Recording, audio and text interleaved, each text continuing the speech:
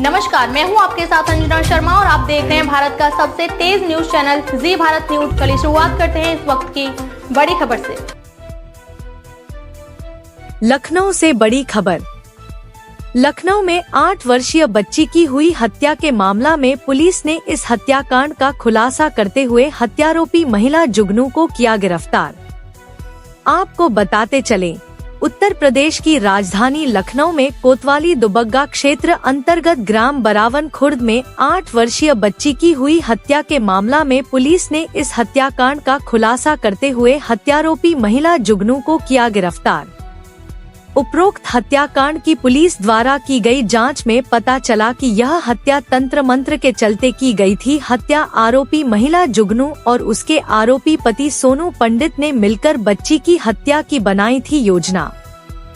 आरोप है बच्ची को पहले अपने घर में चाय पीने के बहाने बुलाया गया, फिर तंत्र मंत्र के प्रयोग के दौरान उसका गला घोंटकर कर दी हत्या।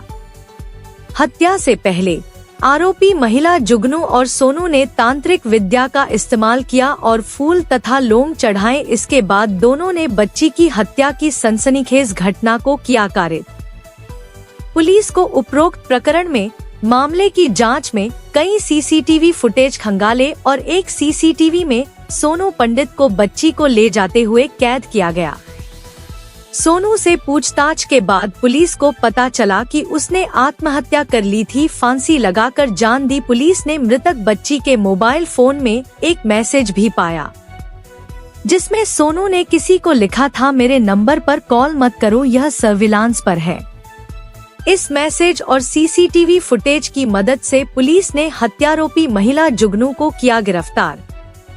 डीसीपी वेस्ट विश्वजीत श्रीवास्तव ने प्रेस कॉन्फ्रेंस में इस मामले का स्पष्ट रूप से किया खुलासा। कैमरामैन अफरोज अंसारी के साथ यूपी रिपोर्टर मोहम्मद उमर कुरैशी की खास रिपोर्ट जी भारत न्यूज। सर, एक बच्ची की जो हत्या की गई थी, इसमें तंत्र मंत्र के पीछे हत्या की वजह सामने आ रही थी, क्या कुछ खुलासा हुआ है? कैसे गिरफ्तारी की गई है? जैसा कि आप लोगों को जानकारी है कि 23 तारीख को दुबग्गा क्षेत्र में एक 8 वर्षीय बच्ची जो है वो घर से लापता हो गई थी और 24 तारीख को उसका अभियोग पंजीकृत कराया गया था और इसमें बहुत सारी टीमें लगी थी हमारी, जिसमें Lucknow crime branch, DCP waste की क्राइम ब्रांच और दुबग्गा इंस्पेक्टर की टीम, और जिसका जो है पूरा पर्यवेक्षण एसीपी शकील, जो एसीपी काकोरी भी है, उनके द्वारा किया जा रहा था। और इन लोगों ने बहुत सारा प्रयास किया उस बच्ची को ढूंढने के लिए। ड्रोन कैमरे का सहारा लिया गया, घरों की तलाशी दी गई, फिर मामूल किए गए। पुलिस ने जो है वो स्वयं अपना खुद भेष बदल के वो गांव में घूमी कि कोई बात जानकारी हो जाए, लेकिन इसमें सफलता नहीं मिली।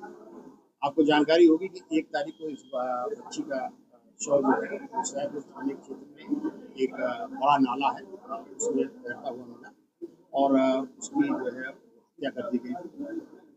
उस शव को पंचायतनामा और उसके बाद पोस्टमार्टम कराया गया। इसके उपरांत इस पूरे घटनाक्रम पर पुलिस ने फुल अपनी नज़र पैनी की और लगातार इसमें तमाम तरह के सर्विलांस, वैज्ञानिक साक्ष्य और लोगों से पूछताछ, सीसीटीवी फुटेज, बहुत सारी बातों को समावेश करने के बाद इसमें पता ये चला कि इसमें एक संदिग्ध व्यक्ति जिसका नाम सोनू पंडित था, जो उसी के गांव का ही रहने वाला था और उसको पूछताछ के लिए पुलिस 28 तारीख को लाई भी थी।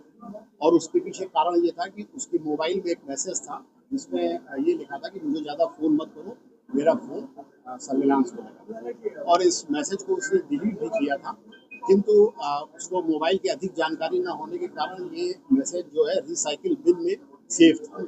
हमारी सर्विलांस टीम ने इसको पकड़ लिया इस बात को और उसके पीछे उसके ऊपर नज़र रखनी शुरू की। उसके उपरांत उसको एक हम लोगों को सीसीटीवी फुटेज मिली जिसमें वो बच्ची जो है उस व्यक्ति के घर के पास टहलती हुई दिखाई दी और उसके बाद वो घर में जाती हुई दिखाई। इन दोनों साक्ष्यों पर हम लोगों ने आगे बढ़ के फिर उससे जब दोबारा पूछताछ की तो उसने पूछताछ के बाद जब वो उससे पूछताछ की गई, उसके बाद अगले दिन उसके द्वारा जो है वो सुसाइड कर लिया। जब सुसाइड कर लिया गया तो इसकी एक धारा दूसरी दिशा में गई, किंतु फिर पुलिस ने अपनी जांच और तेज की और पूछताछ के बाद जो है उसकी पत्नी जिसका नाम जुगनू है उसको गिरफ्तार किया। और जुगनू ने जो बातें बताई, उसने बताया कि मेरा पति जो है वो तंत्र मंत्र करता है और उसको जो है वो बहुत से लोग दिखाई देते हैं और ये अक्सर ये बात कहता रहता था कि फलाने आ गए, धमाके आ गए, हम लोगों को कुछ दिखाई नहीं देता था, लेकिन ये यही कहता था। इसके अलावा उसने ये भी बताया कि 3 साल पहले एक बाबा के चक्कर में भी ये आया था और तभी से ये बातें वो करने लगा। और इसके उपरांत जिस दिन ये घटना हुई है उस दिन वो बच्ची जो है वो सब्जी बेचने आई थी। जब वो आ गई तो उसको इसने घर में बुलाया और तब ये जुगनू जो है वो चाय बना रही थी और उसको कहा कि भाई ये सब्जी ले लो। तो उसने कहा सब्जी नहीं लेनी है, तुम चाय पी लो आज।